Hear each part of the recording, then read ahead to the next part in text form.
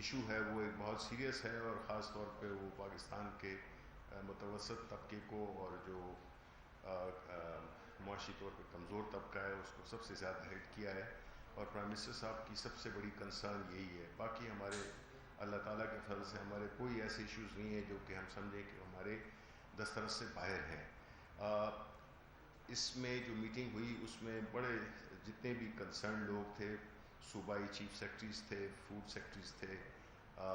ہماری کیبنٹ کے کچھ ممبران تھے، پرائم منسٹر صاحب نے اس کی صدارت کی، اور اس میں ایک بڑا پہلی دفعہ سے حقیقت میں مجھے یہ محسوس ہوا کہ اب یہ چیزیں ہونے والی ہیں انشاءاللہ۔ جو اقدامات لیے گئے، جو سٹیپس لیے گئے، ان پہ بات ہوئی، بڑی تفصیلی میکنزم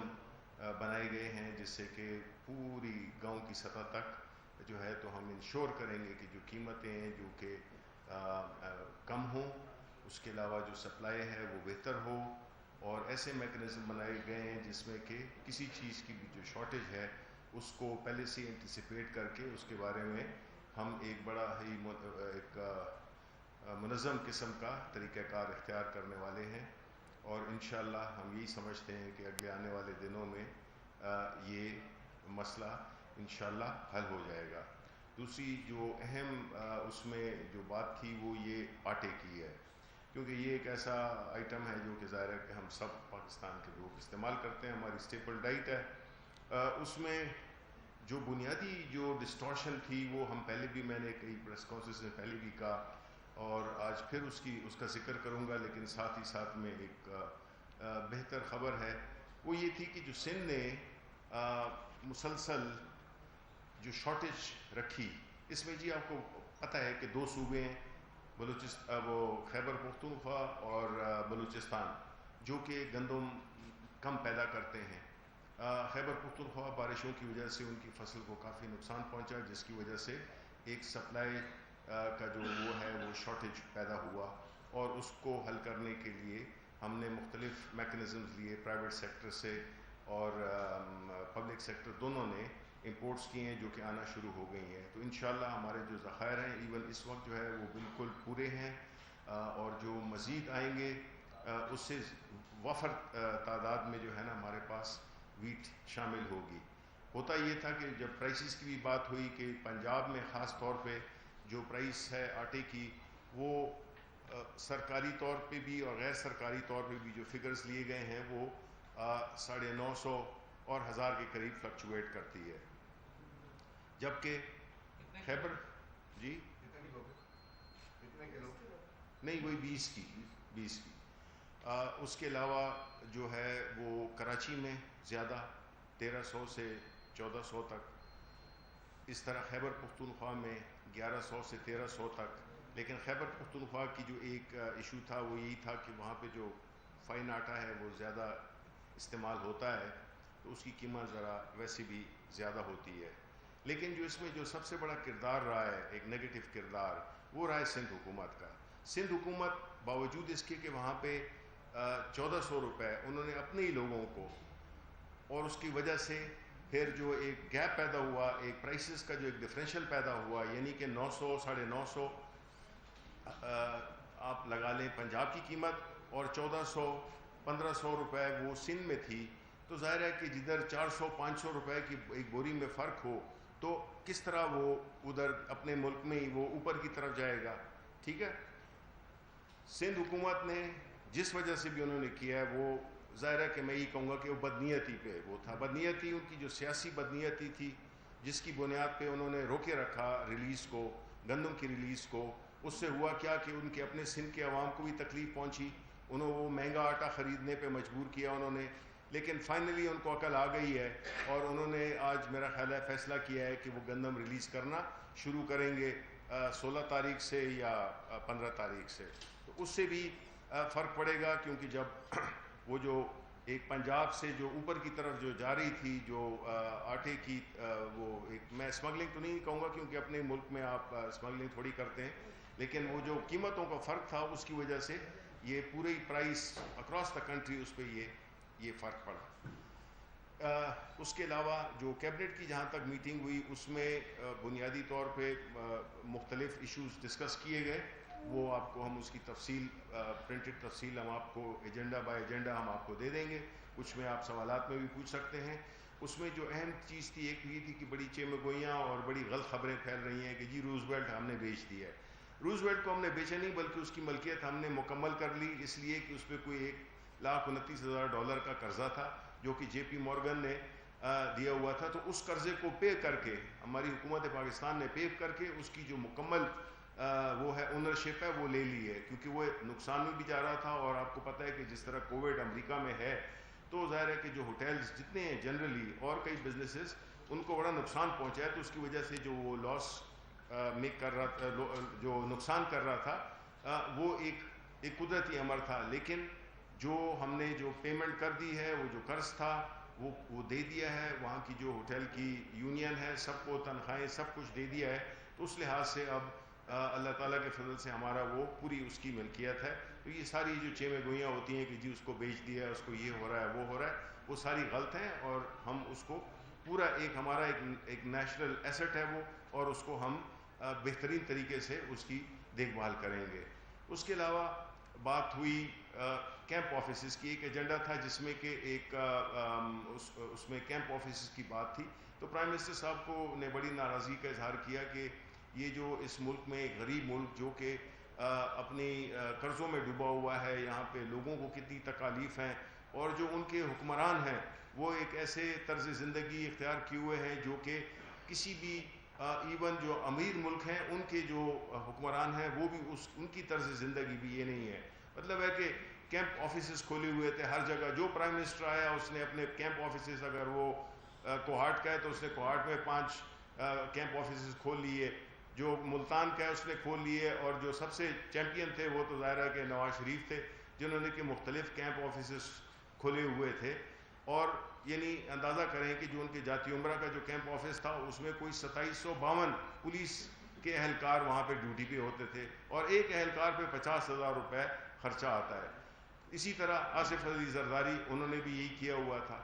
تو پرائم منسٹر صاحب نے کہا کہ جی یہ دیکھیں یہ ہو نہیں سکتا کہ آپ کے عوام کا طرز زندگی ایک طرح کا ہو اور جو آپ کا جو طرز زندگی ہے وہ شاہانہ ہو. یہ غریب ملک ہے تو ہم نے جو حکمران ہے انہوں نے بھی اسی طرح سے لینا ہے. تو انہوں نے اس بات کا اظہار کیا کہ میکسیمم جو ہے تو ایک کیمپ آفس کھول سکتے ہیں, اور اس پہ بھی جو اس کے اخراجات ہیں اس پہ کیپنگ ہونی چاہیے. یعنی کہ یہ نہیں ہے کہ جی وہ بالکل ایک کھلے طریقے سے اس پہ خرچے ہو رہے ہوں, اس کے لیے بھی لمٹ رکھنی چاہیے جو کہ ہماری اوور آل جو ہمارے ملک کی اکانومی کی سچویشن ہے اس کی بھی مظہر ہو. یہ نہیں ہو کہ اس میں آپ بہت سی چیزیں آپ کر سکیں. تیسرا چیز تھی کہ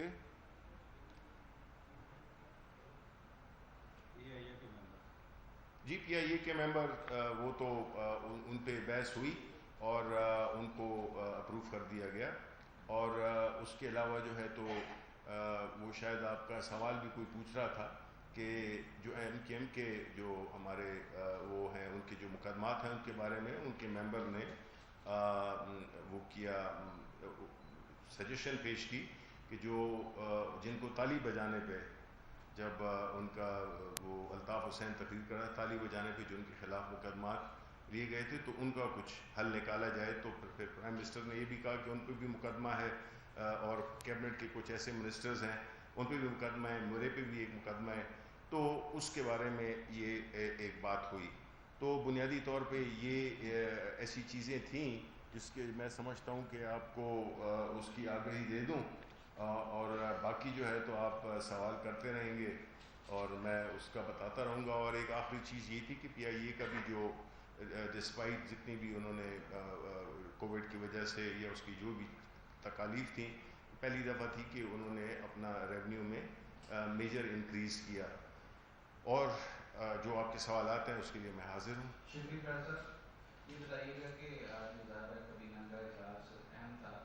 جو اپوزیشن کی تحریک ہے بالخصوص جو جلسہ منعقد کرنے جا رہی ہے سابق حکمران مسلم لیگ نون, اس حوالے سے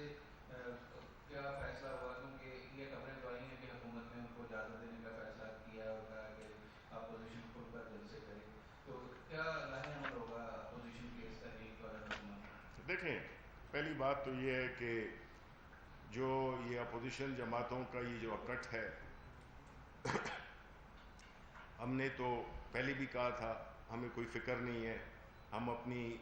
نارمل کی کارروائیوں میں مصروف ہیں، اور اگر سچی بات پوچھیں آپ کے ساتھی بھی ہوں گے، آپ کو ہمیں تو اس جلسے پہ بھی بات ہی نہیں کی ہے، یعنی اس طرح سے اس سے ہمارا تو یہی وہ ہے کہ کریں جلسے وہ جو بھی کر سکتے ہیں، لیکن ہمارا یہ کہنا ضرور بنتا ہے، اور وہ پاکستان کے عوام بھی جانتے ہیں کہ ایک ایسے لوگ جن میں اکثریت پہ کرپشن کے سیریس سنجیدہ نہ صرف الزامات ہیں بلکہ ان پہ مقدمات ہیں، کچھ ضمانتوں پہ ہیں، کچھ جو ہے تو ان کی کیسز وہ کیے جا رہے ہیں، وہ ان حالات میں جب کہ ایک ملک کووڈ جیسی ایک ایسی آفت سے باہر نکل رہا تھا، ہماری اکانومی بہتر ہو رہی تھی، ہماری اکانومی بہتر ہو رہی ہے، اور اس حالات میں جب کہ روزگار کے مواقع پیدا ہو رہے ہیں، ان کو سوجی کہ یہ جس طرح میں نے اکثر کہتا تھا کہ جو بھی اچھی خبریں ہیں وہ ان کے لیے بری خبریں ہیں، یہ تو نہیں چاہتے کہ یہ حکومت سٹیبلائز ہو، معاشی ترقی ہو، بیکاز ان کو تو پتہ ہے کہ جب یہ اس طرح کے حالات ہوں گے تو ان کا تو کوئی مستقبل ہے ہی نہیں، اور وہ ویسے بھی نہیں ہے، بیکاز عوام ان کو رد کر چکے ہیں، ان میں نہ کوئی اخلاقی جواز ہے کسی قسم کا پروٹیسٹ کرنے کا، یہ سارے اکٹھے ہوئے ہیں اپنی لوٹی ہوئی دولت اپنے لیڈروں کو بچانے کے لیے، اس کے علاوہ ان کا کوئی مقصد نہیں ہے، ان کا بنیادی جو ایم ہے وہ یہی ہے کہ ملک میں ایک ایسا انتشار پیدا کیا جائے جس سے کہ حکومت پریشر میں آ کے ان کو کوئی کنسیشنز دے دے۔ دیکھیں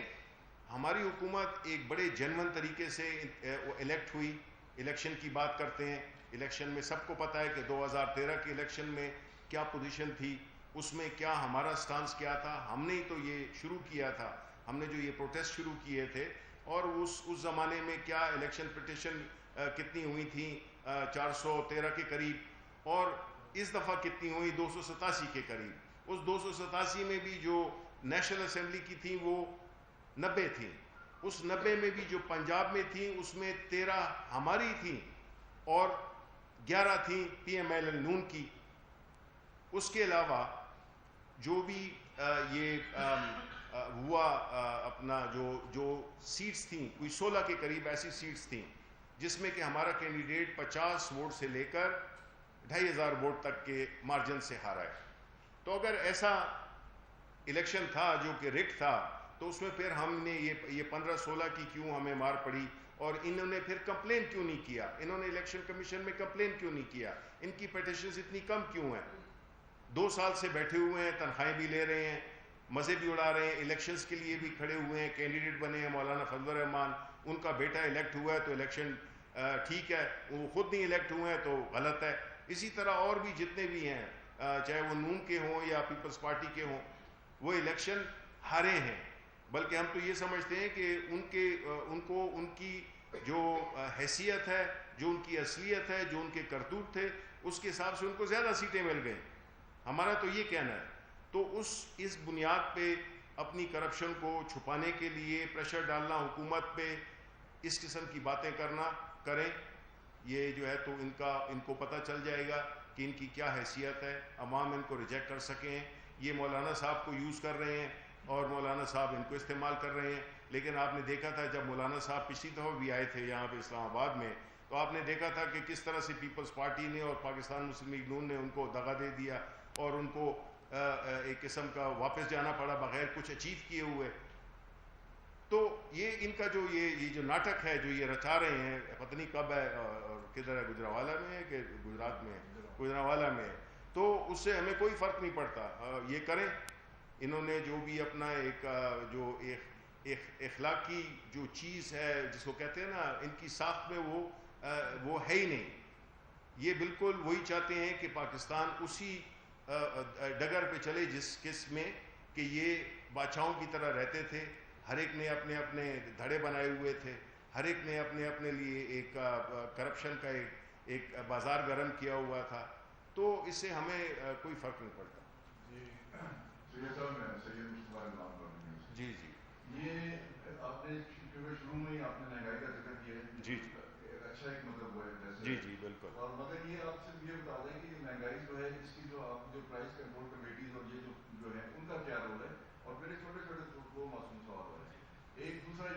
कराची में आपने जिस तरह आपने फरमाया, कराची के अंदर लोड शेडिंग जो है वो बदस्तूर मतलब उसी तरह जा रही है। ऊपर से सोने पे सुहागा ये हुआ कि उसके जो प्राइस भी आपने बिजली की जो कीमतें जो बढ़ा दी। तो तीसरा ये है कि आपने आपकी गवर्नमेंट ने 1 करोड़ नौकरियों को कहा, वो कब से शुरू हुई है? अगर शुरू हो गई तो वो भी बता दें, और हाउसिंग प्रोजेक्ट का क्या बना उसका जरा स्टेटस बता दें। आपका जो सवाल, इसी के साथ ऐड कर लें कि जो प्राइस कंट्रोल के हवाले से मैंने सवाल किया है, सर क्या अहम फैसले हुए, वो फैसलों से आगाह कर दें जो गाँव की सतह तक और जिले की सतह तक जो फैसले हुए, किस तरह से मैकेनिज्म क्या बनाया गया है, उससे भी आगाह कर दें। अच्छा, मैं ये कह रहा था कि आपका सवाल मासूमाना नहीं था, आपका सवाल जालिमाना था। वो इस लिहाज से कि आपने 1 करोड़ नौकरियों की कहा। देखें मेरे भाई, अब सब जानते हैं कि हमने एक सफ़र शुरू किया, एक ऐसी, ठीक है। देखें, एज लॉन्ग आपको एहसास हो कि ये क्या इसका बैकग्राउंड किया है, कि देखें हमने आपको बताया कि जिस हालत में हमने इस इकॉनमी को इनहेरिट किया, उसके बाद हमने जितनी तरक्की की, जितनी जो भी हमारी इकॉनमी में बेहतरी आती गई, और फिर वो एक स्टेज पे पहुंच गई थी जहाँ पे कि ये कोविड हो गया। अब कोविड हो गया, उसमें अगर आप मैं वो एक फिगर्स मैं आपको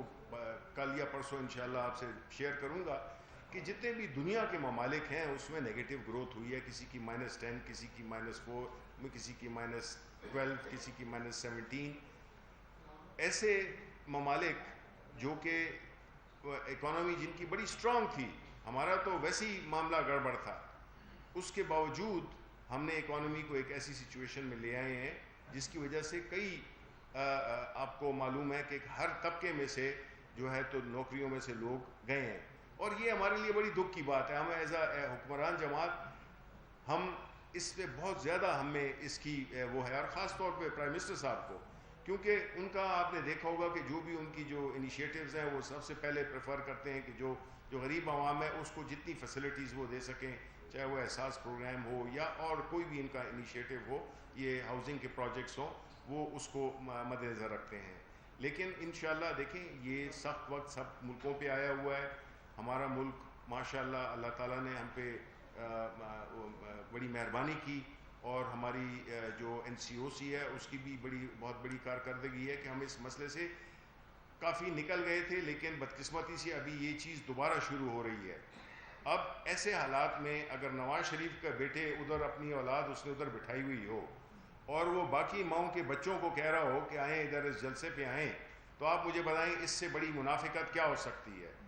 आया वो किसी माँ के बच्चे नहीं हैं जिनको वो झोंक रहे हैं? पीपल्स पार्टी वाले को देखें, जबकि लॉकडाउन की बातें करते थे, अब जो है तो वो कराची में जलसा कर रहे हैं। तो इनमें बड़ी मुनाफिकत है, बड़ा तजाद है इनकी बातों में, इनकी कॉल व फेल में।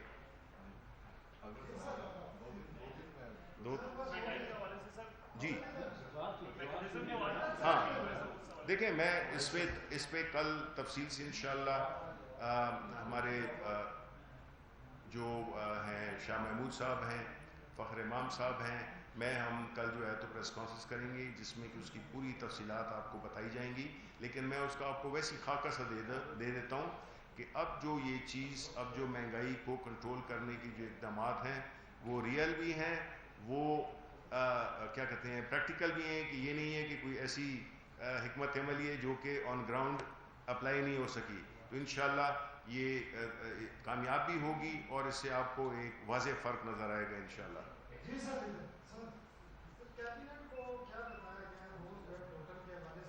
किसके बारे में?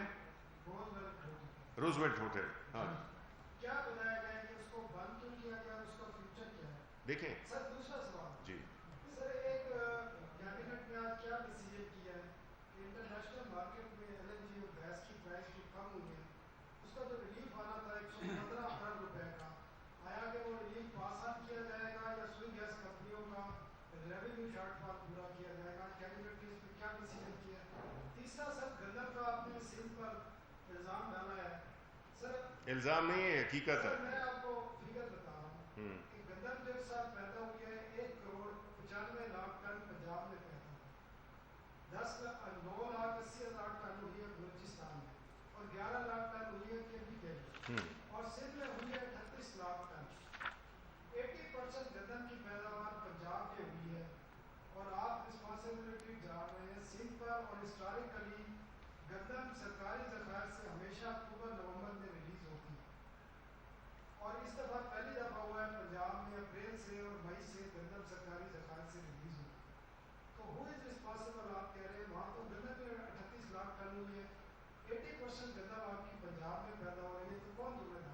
دیکھیں پہلی بات تو یہ ہے کہ جو جس طرح میں نے آپ سے کہا تھا کہ خیبر پختونخوا، یہ مجھے یاد دلا دیجیے کہ پہلے میں آپ کو روزویلٹ سے شروع کروں، آپ کی جو جس سیکوینس سے آپ نے سوال شروع کیا ہے. نمبر 1 کہ آپ کو میں نے بتا بھی دیا کہ جو روزویلٹ ہوٹل تھا اس کا جو مسئلہ تھا وہ یہی تھا کہ اس پہ قرضہ جات ہو گئے تھے اور اس کی وجہ سے کافی مشکلات ہو رہی تھیں. کسی بھی پراپرٹی جو آپ کی پراپرٹی ہو اگر اس کے مسائل ہوں تو ظاہر ہے کہ اس کو اس میں وہ اس طرح سے بہتر طریقے سے نہیں چل سکتا جب آپ کے جو جنہوں نے آپ کو قرض دیا ہے وہ آپ کو نوٹسز بھیجتے رہے ہوں. میں نے بتایا یہ 1,28,000 غالباً اس طرح کی کوئی رقم ہے جس کا قرضہ جے پی مورگن نے دیا تھا، اس کو ہم نے پے آف کر دیا، ہماری حکومت پاکستان نے پے آف کیا ہے. تو وہ پراپرٹی اب کلیئر ہو گئی ہے، اب آپ کی وہ 100% آپ کی ملکیت ہے. نمبر 1. نمبر 2 اب کوئی بھی ایسٹ ہو آپ کی حکومت کا، کوئی اثاثہ ہو، اس کو آپ یہی چاہتے ہیں کہ اس کی بہترین کوئی ریٹرن ہو، یعنی کہ اس پہ کوئی جو منافع ملے وہ اس کے مطابق ہو، اس کی جو ویلیو ہے اس کے مطابق ہو. مختلف پروپوزلز ہم نے تو یہ کیے ہوئے ہیں کہ دیکھیں کوئی بھی ایک پروسیس میں ویسی مثال کے طور پہ اگر کسی کوئی فیصلہ ہوتا ہے اس کے بارے میں کچھ بھی کہ اس کو کیا کرنا ہے تو اس کے لیے خاص کنسلٹنٹس آپ بٹھائیں گے. آج کل کے دنوں میں ریٹس بھی اچھے نہیں ہیں، یہ ہوٹل انڈسٹری ویسی ڈاؤن ہے تو بیچنے کا تو کوئی پروگرام نہیں ہے، ٹھیک ہے. سو اس کی لیکن ہم نے کنسلٹنٹس تو اپوائنٹ کرنے ہیں جو کہ ہمیں بتائیں گے کہ جی اس کو بہترین آپشن کیا ہو سکتی ہے اس گیون سرکمسٹانسز میں. اور یہ بھی جو رپورٹ ہے یہ بھی جو ہے تو یہ نہیں ہے کہ 1 مہینے میں مل جائے گی، اس میں بھی ایک پورا پروسیس ہوتا ہے، سال لگتا ہے، 1.5 لگتا ہے. تو اس پہ فی الحال ہم نے یہ کیا ہے کہ ہم نے اس کی ملکیت کو بالکل کلیئر کر دیا، اس کے ٹائٹل کو بالکل کلیئر کر دیا ہے. سیکنڈ آپ کا تھا LNG کا پرائسز کا اور اس کا ذکر آپ نے کیا. دیکھیں اس میں بنیادی طور پہ یہ ہوا ہے کہ جو بھی وہ ہے کہ پرائسز نہیں بڑھیں گی اس کی، ٹھیک ہے. جو اسپیشلی جو کمرشل اور جو وہ صارفین ہیں ان کو بھی اجازت ہے جو CNG اسٹیشنز والے ہیں کہ وہ امپورٹ کر سکتے ہیں، لیکن جو پرائس ہوگی وہ ایک اسٹیبلش پرائس ہوگی جس پہ کہ وہ بیچ سکیں گے. پرائیویٹ طور پہ بھی وہ امپورٹ کر سکتے ہیں. اس میں ایک اور مسئلہ ہے، اور ہاں انڈسٹریل جو انڈسٹریز کو دیں گے اس کے ڈفرینٹ ریٹ ہوں گے. اب ایک اور چیز جس کی وجہ سے بھی تعصب پیدا ہوا ہے وہ ہے رائٹ آف وے، کہ آپ نے دیکھا ہوگا کہ جو ٹرمینلز لگے ہیں اس کی وجہ میں اس میں کافی مشکلات آ رہی ہیں. اس کی وجہ یہ تھی کہ جو 17 کلومیٹر کا ایک راستہ ہے جس کو کہ ہم رائٹ آف وے کہتے ہیں، سندھ حکومت اس پہ لیت و لال سے کام لیتی رہی ہے اور اس نے جو ہے تو اس کو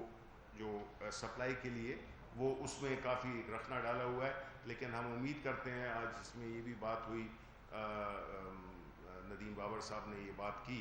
کہ اب لگتا یہ ہے کہ ان کے ساتھ ہمارا ایک انڈرسٹینڈنگ ہو گئی ہے تو ہمیں رائٹ آف وے بھی مل جائے گا. تو اس کی ترسیل میں بھی جب دیکھیں جب چیز شارٹ ہو جاتی ہے تو اس کی ظاہر ہے کہ پرائسز افیکٹ ہوتی ہیں. اور یہ بھی درست ہے کہ جو اس کا جو سرکولر ڈیٹ ہے اس کا، کیونکہ میکنزمز ایسے بنائے گئے تھے ماضی میں کہ جس کی وجہ سے آپ کو بجلی میں بھی ایک سرکولر ڈیٹ نظر آیا، اسی طرح جو ہے تو گیس سیکٹر میں بھی. تو اس وقت جو ہے تو بنیادی طور پہ اداروں کو ان کی فائنینسز کو ٹھیک کرنا ہے، اور سب سے جو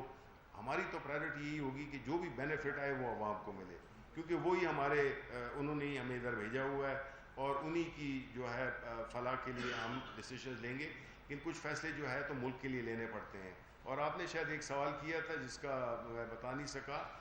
کہ پرائس کی اس کی بڑھا دی ہے بجلی کی کراچی میں، ٹھیک ہے. وہ آپ کو پتہ ہے کہ جو کراچی میں جو بجلی کے ریٹس تھے وہ پچھلے 4 سال سے وہ کم تھے کمپیئر ٹو باقی پاکستان کے، ٹھیک ہے. کوئی 4 روپے کچھ کا فرق تھا. اس کو بیلنس میں لانے کے لیے یہ کیا گیا ہے. اور ظاہر ہے کہ ویسے ہی ہمارے جو بجلی کی جو ترسیل اور اس کی جو جنریشن اور اس کی ڈسٹریبیوشن کے ریکوریز کی جو بھی ایشوز ہیں، پھر کووڈ بیچ میں آ گیا تو کووڈ کی وجہ سے آپ کو معلوم ہے کہ حکومت نے یہ بھی فیسلٹی دی تھی کہ 3 مہینے تک آپ اپنے بجلی کے بل وغیرہ آپ بے شک لیٹ پے کریں. تو اس کی وجہ سے بھی کچھ ڈسٹورشنز آئی ہیں. جی اچھا مہنگائی کنٹرول کرنے کے لیے سر یہ رضاکار فورس یا ٹائیگر فورس یہ میدان میں تاریخ کیا ریاستی ریٹ جو ہے یہ ختم ہو چکی ہے اس وجہ سے کیونکہ کچھ اضلاع میں ایسی باتیں میں رپورٹ ہوئی ہیں کہ دکانداروں کے ساتھ لڑائیاں بھی ہو رہی ہیں. دیکھیں سر اسی کو میں تھوڑا سا فالو کروں گا کہ آپ گرہ لگانا چاہتے ہیں. نہیں سر نہیں, یہ میں بات حقیقت پسند یہ تو ایک مہنگائی ہے. کیا یہ جو گندم اسمگلنگ کر رہے ہیں افغانستان میں جی ان جو اداروں کے خلاف ڈسٹرکٹ پولیس ہے, فوڈ ڈپارٹمنٹ ہے, پولیٹیکل ایجنٹ ہے, ان کے خلاف کسی کے خلاف کوئی ایکشن ہو دیکھیں یہ میں میری بات سن جی لیں. آپ کو غلط فگر دیے گئے 15 کلو کا آٹا 1050 روپے میں مل رہا ہے. آپ کدھر یہاں راولپنڈی میں نہیں رہا کے 1050 پی میں تو میں نے کہا ہے 1300 سے 1400 روپے مل رہا 15 کلو کا سر میں 20 کا نہیں 15 کا راولپنڈی. نہیں 20 کلو کا. سر مجھے یہ بتائیں کہ ان کی جو انہوں نے کہا ٹائیگر فورس کی لیگل پوزیشن کیا ہوگی. دیکھیں آپ کو میں بتاؤں ٹائیگر فورس ہے کیا. ٹائیگر فورس ان لوگوں پہ مشتمل ہے جو کوئی پروفیشنلز ہیں, کوئی ٹیچر ہے, کوئی اسٹوڈنٹ ہے, کوئی ڈاکٹر ہے. یہ ایک والنٹری ایک وہ ہے ونگ ہے جو کہ پاکستان تحریک انصاف نے اس کو وہ کیا کہ والنٹیئرز جو ہے نا, باقی ملکوں میں والنٹیئرز بڑا اہم رول ادا کرتے ہیں. چاہے وہ سیلاب آ جائے, کوئی ناگہانی آفت آ جائے, اسپتال میں ہو, ایکسیڈنٹ ہو جائے, یہ سارے یہ والنٹیئرز یہ کرتے ہیں. اب مقصد کیا ہے کہ چونکہ والنٹیئرز کا تعلق عوام میں سے ہی ہوتا ہے اور ان کو کیوں اس میں انوالو کیا گیا ہے. نمبر 1 ان کی کوئی ایسی ایڈمنسٹریٹو پاورز نہیں ہیں, ان کے پاس نہ کوئی ڈنڈا ہے, نہ ان کے پاس کوئی ایسی چیز ہے جس سے کہ وہ غلط طریقے سے, ان کے پاس بہت ہے تو ایک کارڈ ہوگا میرا خیال ہے, اس کا کارڈ بھی نہیں ہے, نہیں کارڈ ہوگا, اس کے بغیر تو ہو نہیں سکتا. خیر میں آپ کو بتا رہا ہوں کہ کارڈ ہے تو ہے. اچھا تو اس میں مقصد یہی ہے کہ پھرنا آپ کو پتہ ہے کہ میں اگین وہی اگزامپل دیتا ہوں کہ ہم وہی لوگ ہیں نا جو کہ رمضان میں وہی چیزیں ہوتی ہیں ہر حکومت میں. ازل سے جب سے ہم بچے تھے ہمیں یاد ہے کہ چیزیں مہنگی ہو جاتی ہیں رمضان میں, حالانکہ نہ کوئی ترسیل کا نہ سپلائی ڈیمانڈ کا مسئلہ ہوتا ہے, نہ کچھ ہوتا ہے, لیکن ہو جاتی ہیں. اسی طرح کئی ایسی دکانیں ہیں جو کہ ایک ریٹ دے رہی ہیں, دوسری دکان کوئی ریٹ دے رہی ہے. اس چیز کو بھی وہ کرنے کے لیے ظاہر ہے کہ آپ کو چاہیے وہ والنٹیئرز لوگ چاہیے جو کہ بتا بھی سکیں, جو کہ ایک ویسی ایک ان کا وہ ہوگا کہ یار یہ پھر رہے ہیں, ان کا کام ہے کہ بتا دینا ایڈمنسٹریشن کو. تو اس میں تو نہ تو کوئی حکومت کا خرچہ ہو رہا ہے, اور اگر ایک چیز اس سے ایک بہتری حاصل ہو رہی ہے تو یہ پتہ نہیں اس کو کیوں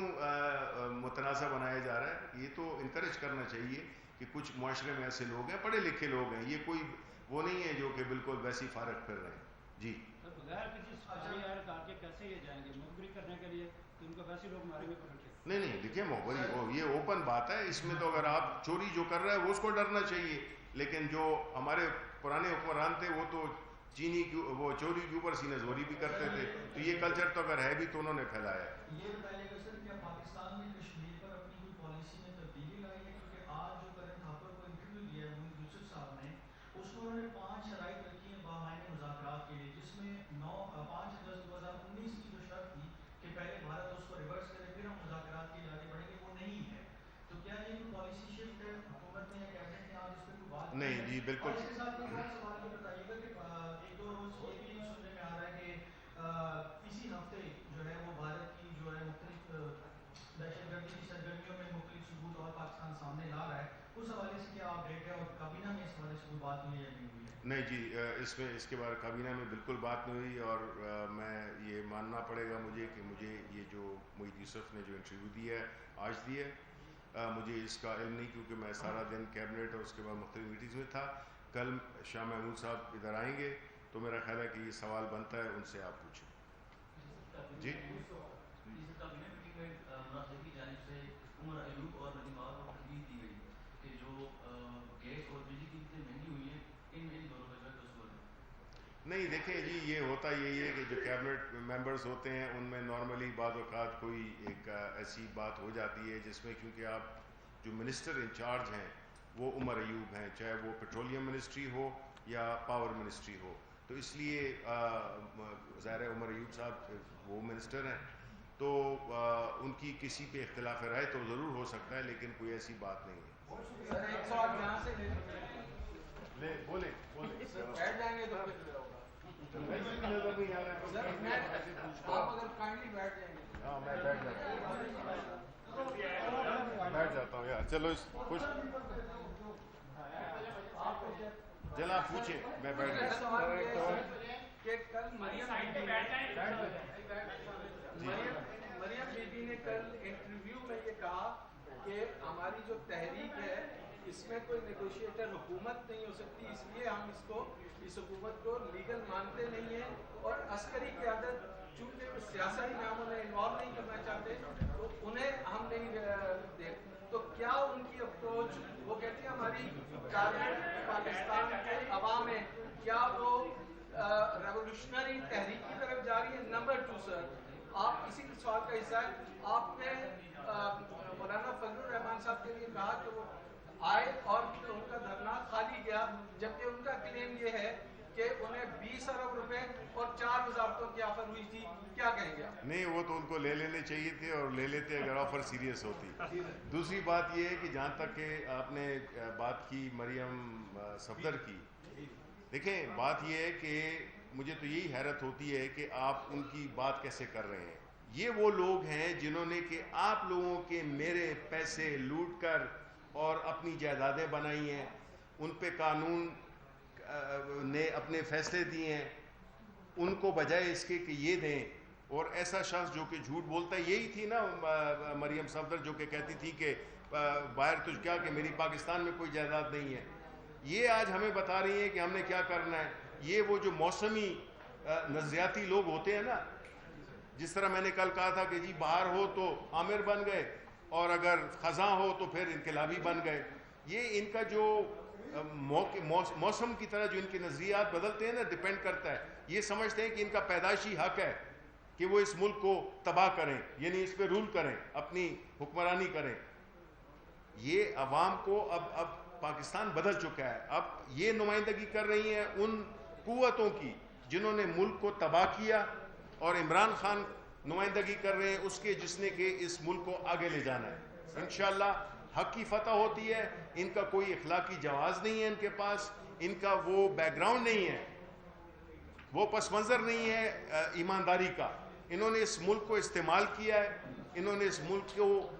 بری طرح سے, عوام کی جو آج حالت ہے اس کے ڈائریکٹ ذمہ دار ہیں یہ لوگ. اور یہ آج آ کے ہمیں کہتے ہیں کہ جی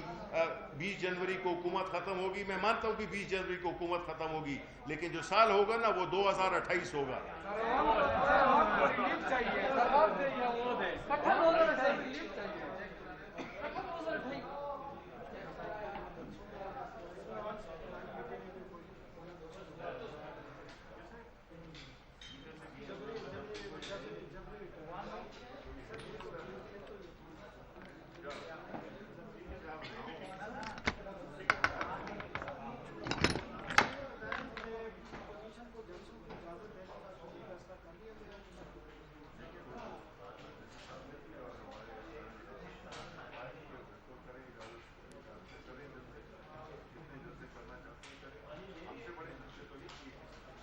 تاریخ میں